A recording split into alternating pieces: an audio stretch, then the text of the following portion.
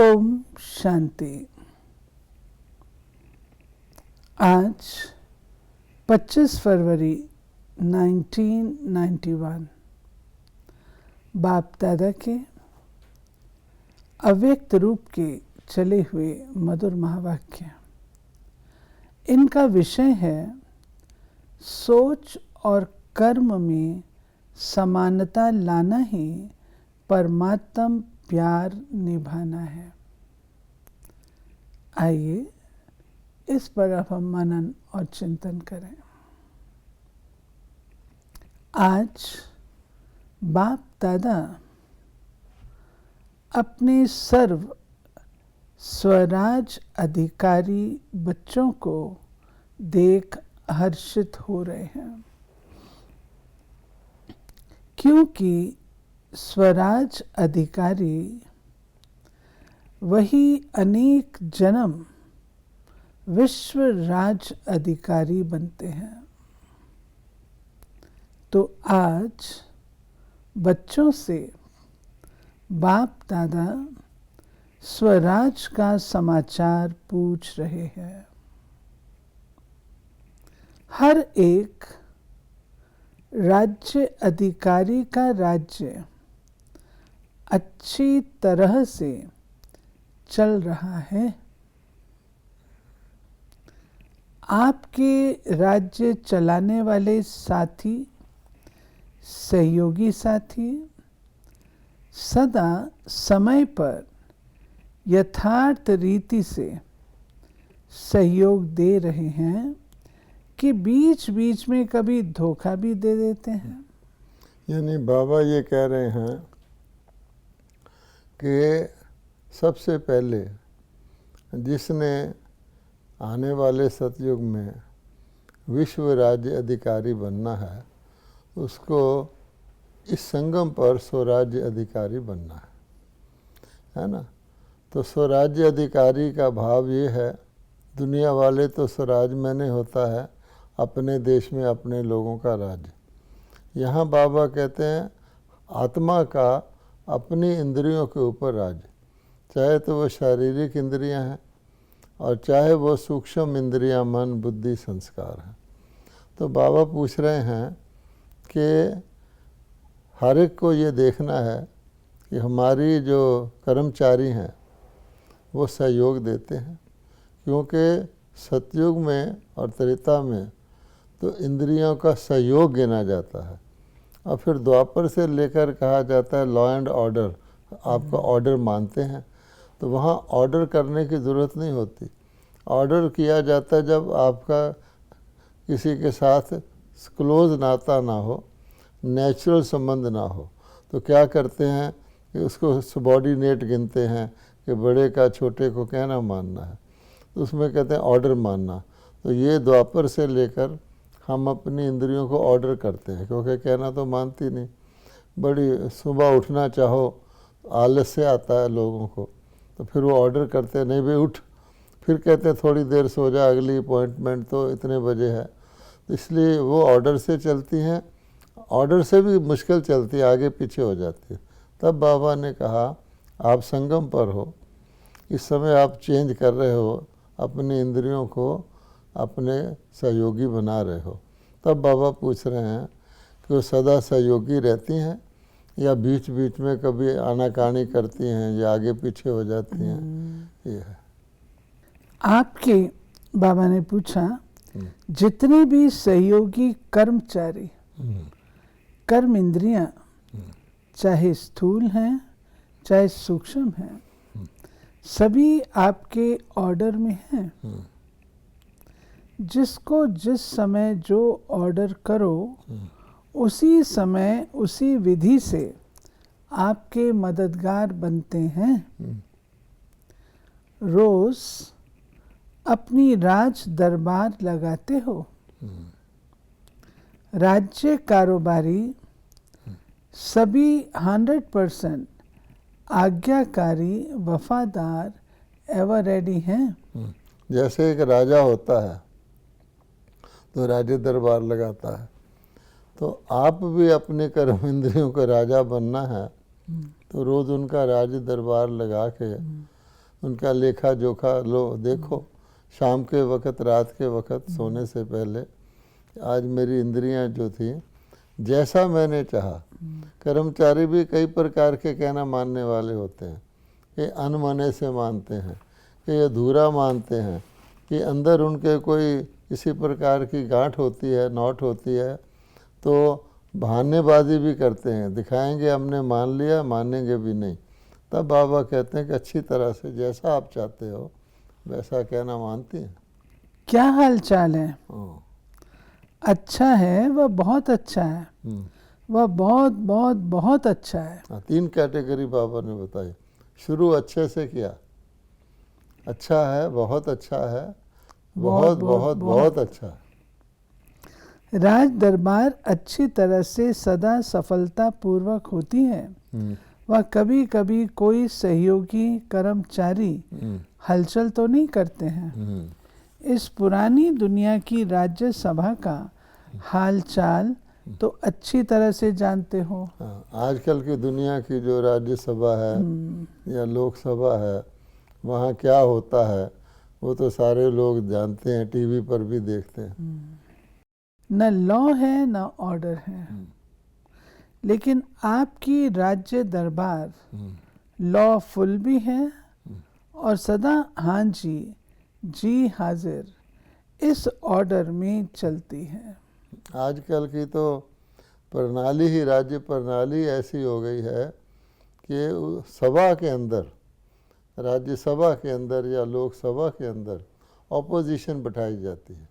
Opposition एक उसका अंग हो गया है। तो नेचुरली जब वो सभा लगती है तो अपोजिशन वाले तो अपोज करते ही हैं। जो कुछ पोजीशन वाले कहेंगे, अपोजिशन वालों का काम ही उसको अपोज करना। अगर वो अपोजिशन वाले पोजीशन में आ जाएं तो फिर वो जो कहेंगे ये अपोजिशन में अपोज करेंगे। आपकी इस तरह की नहीं है। आपकी जो कर्म इंद्रियां हैं वो सारी की सारी आपको सहयोग देने वाली हैं।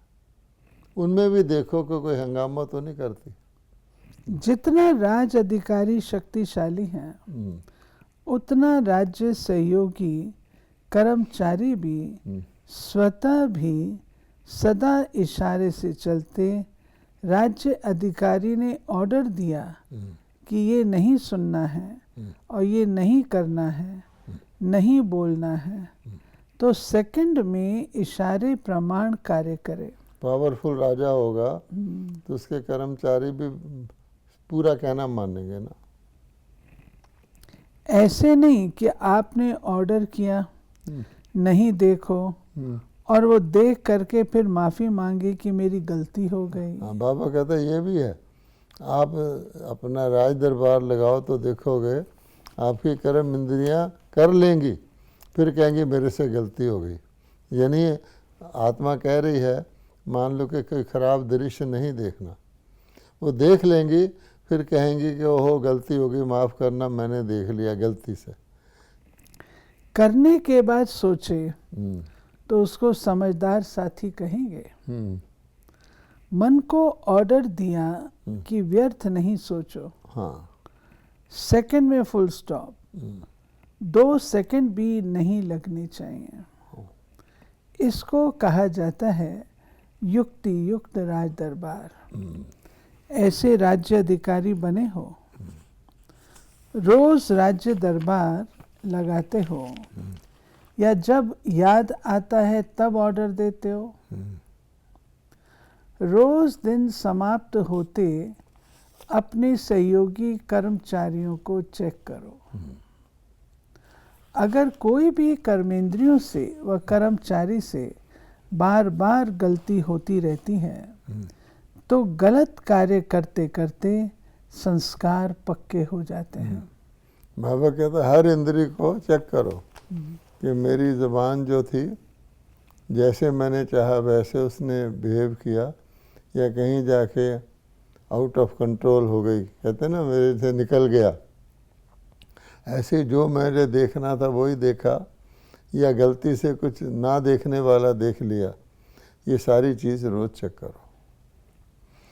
फिर चेंज करने में समय और मेहनत भी लगती है। जब संस्कार पड़ जाए किसी को बार बार गलती करने का, फिर उसको चेंज करने में कठिनाई आती है, टाइम लगता है।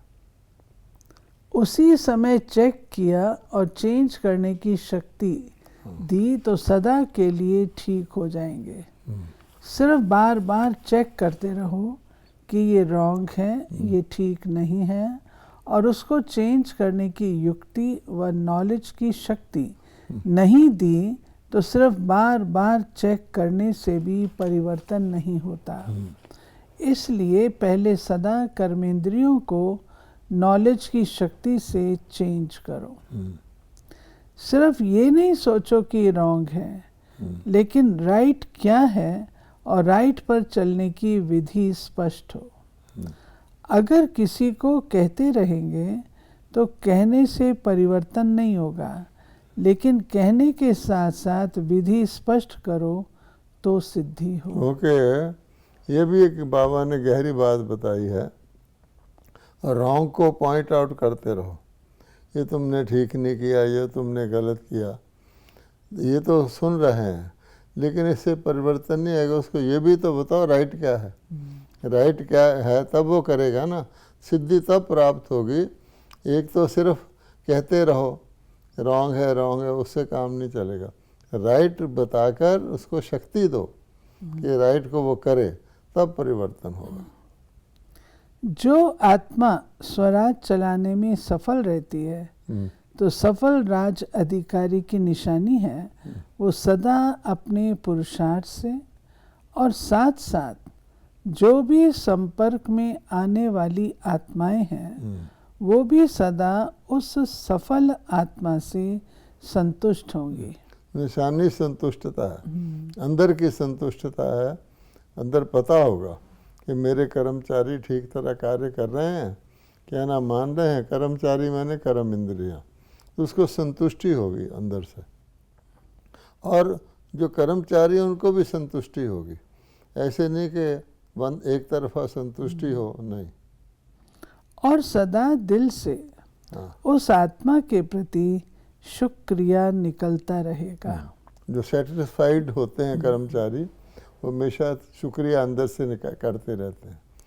सर्व के दिल से, सदा दिल के साज से वाह वाह के गीत बजते रहेंगे। उनके कानों में सर्व द्वारा ये वाह वाह का शुक्रिया का संगीत सुनाई देगा। ये गीत ऑटोमेटिक है, इसके लिए टेप रिकॉर्डर बजाना नहीं पड़ता, इसके लिए कोई साधनों की आवश्यकता नहीं। ये अनहद गीत है। तो ऐसे सफल राज अधिकारी बने हो, क्योंकि अभी के सफल राज अधिकारी भविष्य में सफलता का फल विश्व का राज्य प्राप्त करेंगे। अगर संपूर्ण सफलता नहीं, कभी कैसे हैं कभी कैसे हैं, कभी 100% सफलता, कभी सिर्फ सफलता, 100% सफल नहीं, तो ऐसे राज अधिकारी आत्मा को विश्व का राज का तख्त ताज प्राप्त नहीं होता, लेकिन रॉयल फैमिली में आ जाता है। बाबा ने बता दिया कि अगर पूरी सफलता नहीं है हर वक्त, तो फिर विश्व के राज्य अधिकारी नहीं बन सकते, क्योंकि अधूरी सफलता है और या हर वक्त नहीं है, कभी कभी है या कभी कभी नहीं है। तो फिर बाबा कहते हैं रॉयल फैमिली में आ सकते हैं, लेकिन विश्व राज्य अधिकारी नहीं बन सकते। एक है तख्त नशीन, दूसरे तख्त नशीन रॉयल फैमिली। तख्त नशीन अर्थात वर्तमान समय भी सदा डबल तख्त नशीन रहे। डबल तख्त कौन सा?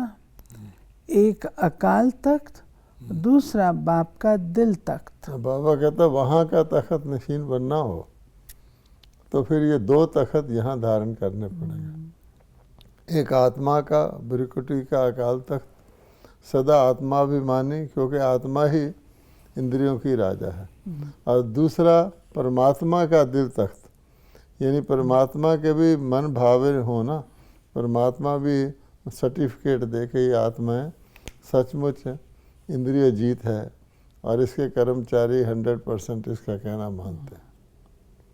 तो जो अभी सदा डबल तख्त नशीन है, कभी कभी वाला नहीं, ऐसे सदा दिल तख्त नशीन विश्व का भी तख्त नशीन होता है। तो चेक करो सारे दिन में डबल तख्त नशीन रहे। अगर तख्त नशीन नहीं तो आपके सहयोगी कर्मचारी कर्मेंद्रियां भी आपके ऑर्डर पर नहीं चल सकती। राजा का ऑर्डर माना जाता है, राज तख्त पर नहीं हो और वो ऑर्डर करे तो माना नहीं जाता है। आजकल तो तख्त के बजाय कुर्सी हो गई है। बाबा कहते हैं कि राजा भी तख्त पर बैठ के ऑर्डर करता है राजा का, तब मानते हैं। अगर राजा वैसे ही है, महल में बैठा है अपने में, तब वो ऑर्डर राजा का ऑर्डर नहीं माना जाता। ऐसे बाबा कहते हैं आजकल तो तख्त गायब ही हो गया, कुर्सी आ गई है। उसका भी बाबा ने कारण बताया। आजकल तो तख्त के बजाय कुर्सी हो गई, तख्त खत्म हो गया। हाँ, योग्य नहीं है तो तख्त गायब हो गया। क्योंकि तख्त के योग्य नहीं रहे तो तख्त उड़ गया है, कुर्सी आ गई है। आजकल कुर्सी ही गिनी जाती है। कुर्सी पर हैं तो सब मानेंगे, अगर कुर्सी पर भी नहीं है तो सब नहीं मानेंगे। लेकिन आप तो कुर्सी वाले नेता नहीं हो, स्वराज अधिकारी राजे हो। सभी राजा हो कि कोई प्रजा भी है, राजयोगी अर्थात राजा। देखो कितने पदम पदम पदम भाग्यवान हो।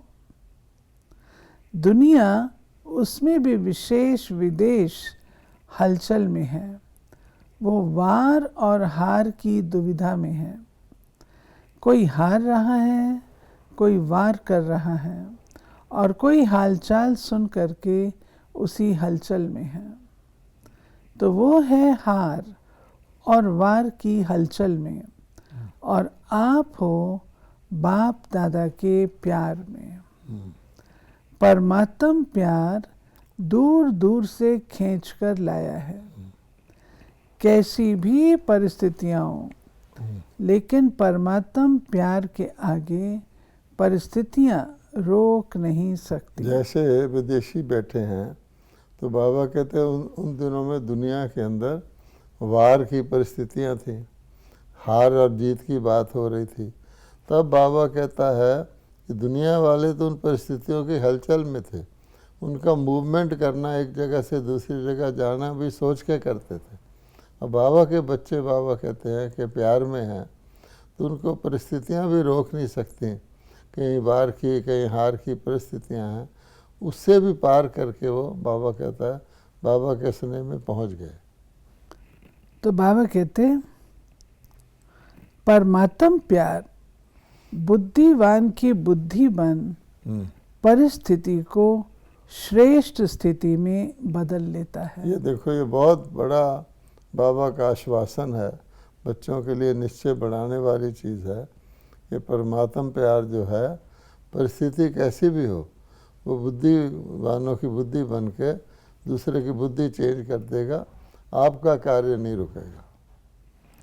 डबल विदेशियों में भी देखो, पहले पोलैंड वाले कितने प्रयत्न करते थे, असंभव लगता था। पोलैंड से बाहर आना, कम्युनिस्ट कंट्री था, वहाँ सवाल ही नहीं पैदा होता था। अभी क्या लगता है, रशिया वाले भी असंभव समझते थे। चाहे 24 घंटा भी लाइन में खड़ा रहना पड़ा, पहुंच तो गए ना, मुश्किल सहज हो गया। तो शुक्रिया कहेंगे ना, ऐसे ही सदा होता रहेगा। कई सोचते हैं अंत में विमान बंद हो जाएंगे, फिर हम कैसे जाएंगे। परमात्म प्यार में वो शक्ति है जो किसी की आंखों में ऐसा जादू कर देगी जो वो आपके भेजने लिए परवश हो जाएंगे। लेकिन सिर्फ प्यार करने वाले नहीं, निभाने वाले हों। निभाने वाली आत्माओं से बाप का भी वायदा है, अंत तक हर समस्या को पार करने में प्रीत की रीत निभाते रहेंगे। कभी कभी प्रीत करने वाले नहीं बनना, सदा निभाने वाले। प्रीत करना अनेकों को आता है, लेकिन निभाना कोई कोई को आता है। इसलिए आप कोई में कोई हो। बाप दादा प्रीत तो सारे कर लेते हैं, निभाना किसी किसी को आता ना, इसलिए बाबा कहता आप अनन्य हो। बाप दादा सदैव डबल विदेशी बच्चों को देख खुश होते हैं, क्योंकि हिम्मत से बाप की मदद के पात्र बन अनेक प्रकार की माया के बॉन्डेज और अनेक प्रकार के रीति रिवाज और रस्म के बाउंड्रीज को पार करके पहुंच गए हैं। ये हिम्मत भी कम नहीं है।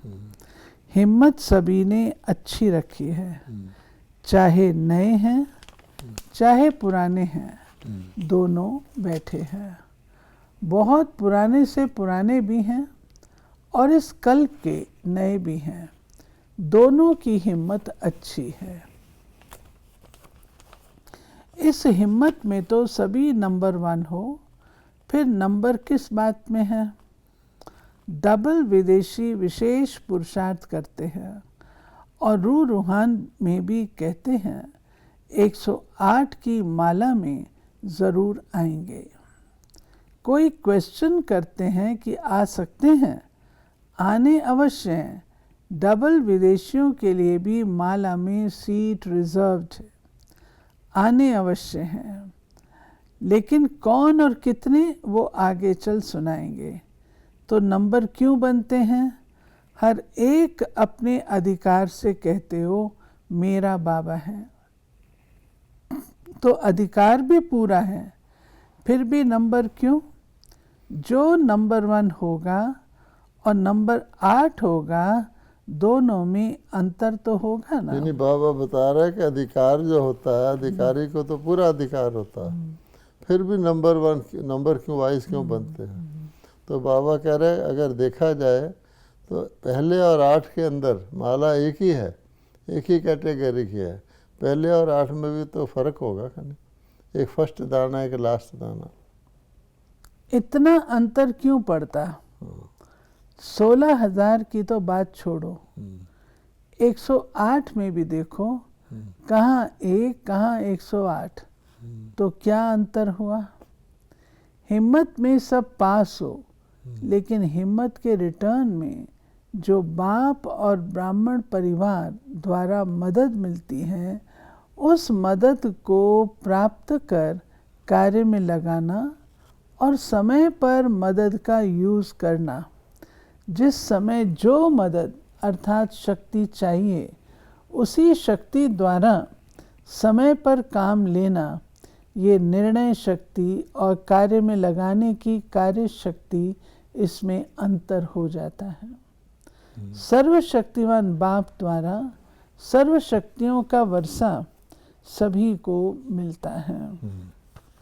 कोई को 8 शक्ति, कोई को 6 शक्ति नहीं मिलती, सर्व शक्तियाँ मिलती हैं। पहले भी सुना है ना, विधि से सिद्धि होती है। कार्य शक्ति की विधि एक है बाप के बनने की विधि, दूसरी है वर्षा प्राप्त करने की विधि, तीसरी प्राप्त किए हुए वर्षे को कार्य में लगाने की विधि। ये जो तीसरी विधि है, हाँ, यानी बाबा ने कहा 2 में तो सबको बराबर है, बाप का बनने की, बाप से वर्षा, क्योंकि बाबा सबको बराबर वर्षा देता है, अथाह देता है। जो तीसरी है ना कार्य में लगाने की, उसमें फर्क पड़ जाता है। तो बाबा कहते हैं पॉइंट सबके पास हैं। एक टॉपिक पर वर्कशॉप करते हो तो कितने पॉइंट्स निकालते हो? एक पॉइंट बुद्धि में रखना, ये है एक विधि। दूसरा है पॉइंट 1 पॉइंट को कार्य में लगाना। पॉइंट रूप भी हो और पॉइंट्स भी हो, दोनों का बैलेंस हो। ये है नंबर 1 विधि से नंबर 1 सिद्धि प्राप्त करना। कभी पॉइंट के विस्तार में चले जाते हो, कभी पॉइंट रूप में टिक जाते हैं। पॉइंट रूप और पॉइंट साथ साथ चाहिए। कार्य शक्ति को बढ़ाओ, समझा? नंबर 1 आना है तो ये करना पड़ेगा। आजकल साइंस की शक्ति, साइंस के साधनों द्वारा कार्य शक्ति कितनी तेज कर रही है। जो चैतन्य मनुष्य कार्य कर सकता है, जितने समय और जितना यथार्थ चैतन्य मनुष्य कर सकता है, उतना साइंस के साधन कंप्यूटर कितना जल्दी काम करता है। चैतन्य मनुष्य को भी करेक्शन करता है। तो जब साइंस के साधन कार्य शक्ति को तीव्र बना सकते, कई ऐसी इन्वेंशन निकली भी हैं, निकल भी रही हैं, तो ब्राह्मण आत्माओं की साइलेंस की शक्ति कितना तीव्र कार्य यथार्थ सफल कर सकती है। सेकंड में निर्णय हो, सेकंड में कार्य को प्रैक्टिकल में सफल करो। सोचना और करना, इसका भी बैलेंस चाहिए। कई ब्राह्मण आत्माएं सोचती बहुत हैं, लेकिन करने के समय जितना सोचते हैं उतना करते नहीं हैं, और कई फिर करने में लग जाते हैं। सोचते पीछे हैं कि ठीक किया व नहीं किया। नहीं, गलत है ना। एक तो सोचते ही रह जाना, कर्म में देर से आना, उससे परिस्थितियां सब बदल जाती हैं। एक है कर्म में पहले आ जाना और सोचना बाद में। तो क्या करना है अभी? सोचना और करना दोनों साथ साथ हो। नहीं तो क्या होता है, सोचते हैं ये करना है, लेकिन सोच के करेंगे, सोचते सोचते कार्य का समय और परिस्थिति बदल जाती है। फिर कहते करना तो था, सोचा तो था। जब साइंस के साधन तीव्र गति के हो रहे हैं, 1 सेकंड में क्या नहीं कर लेते हैं। विनाश के साधन तीव्र गति के तरफ जा रहे हैं, तो स्थापना के साइलेंस के शक्तिशाली साधन क्या नहीं कर सकते। बाबा ने कहा विनाश के देखो ना, रिफाइन करते जा रहे हैं और ज़्यादा समीप ला रहे हैं विनाश को। तो साइलेंस के साधन भी तो ज़्यादा पावरफुल है ना। अभी तो प्रकृति आप मालिकों का आवाहन कर रही है, आप लोग उनको ऑर्डर नहीं करते, तो प्रकृति कितनी धमाल कर रही है। मालिक तैयार हो जाओ तो प्रकृति आपका स्वागत करे। ये भी खास बात है। ऐसे तैयार हो कि अभी तैयार कर रहे हो। संपूर्ण तैयारी की महिमा आपके भक्त लोग अब तक कर रहे हैं। अपनी महिमा को जानते हो? अब चेक करो, इन सब में सर्वगुण संपन्न भी हो, संपूर्ण निर्विकारी भी हो, संपूर्ण अहिंसक मर्यादा पुरुषोत्तम भी हो, 16 कला संपन्न भी हो, सभी बातों में फुल है, तो समझो मालिक तैयार। और इसमें परसेंटेज है तो मालिक तैयार नहीं। बालक है लेकिन मालिक नहीं बने हैं, तो प्रकृति आप मालिक का स्वागत करेगी। भगवान के बच्चे तो बन गए, लेकिन प्रकृति के मालिक नहीं बने। बाप के बालक हैं, वो तो ठीक इसमें पास हो, लेकिन पांचों ही बातों में संपन्न बनना अर्थात मालिक बनना। प्रकृति को ऑर्डर करें। अच्छा, 5 बातें कौन सी हैं? जो बाबा ने ऊपर बताई हैं।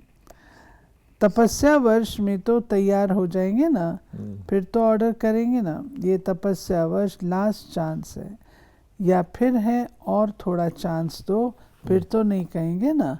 अच्छा, तो ये थी प्यारे बाबा की आज की मुरली, जिसमें बाबा ने हम बच्चों को जो बात कही है, कर्मचारियों को कंट्रोल में रखना, राज अधिकार में रहना, तख्त पर विराजमान रहना, इन बातों पर ध्यान देना आवश्यक है। इसके आधार से ही हमारी भविष्य प्रारब्ध निर्मित होती है।